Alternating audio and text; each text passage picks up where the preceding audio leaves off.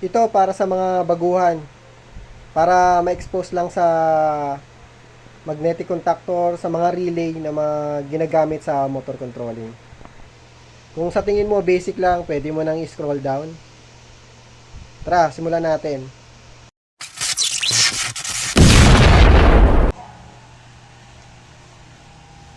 Yan. Ganito lang pagtanggal niyan, guys, oh. Pag gusto niyo buksan yung magnetic contactor, may clip lang yan. Ito, panoorin nyo. Nakikita nyo yung clip na to. Buksan nyo lang yan, ganyan, oh. Tatanggal ka agad yan. Pwede nga kahit kamay lang, yun.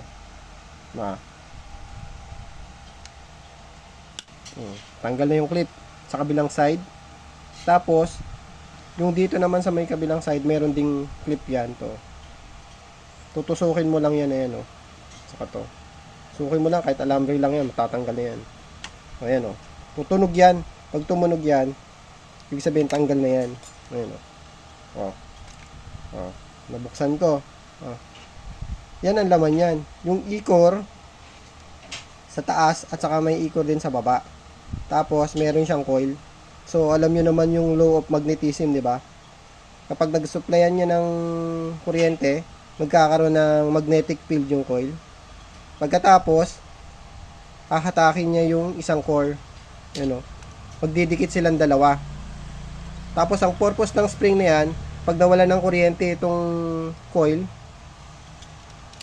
aangat siya, gaganon siya. Mawawala yung contact niya.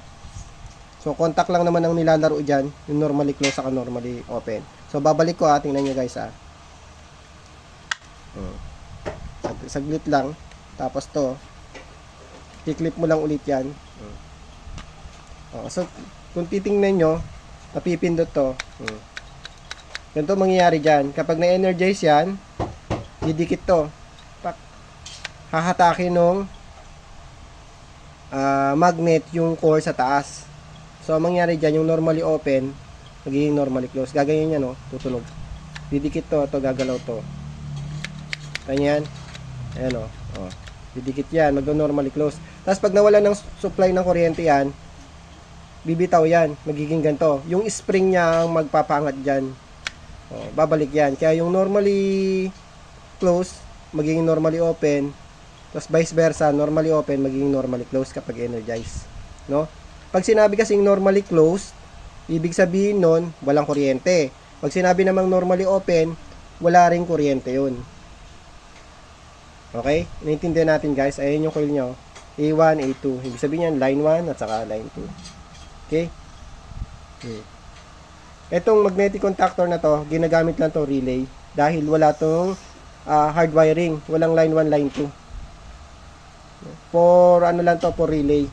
Pero parehas din, pwede rin itong gamitin sa direct online. Basta mababa lang yung amperahe. Kasi mababa lang yung amperahe. Okay? Naintindihan natin guys Okay.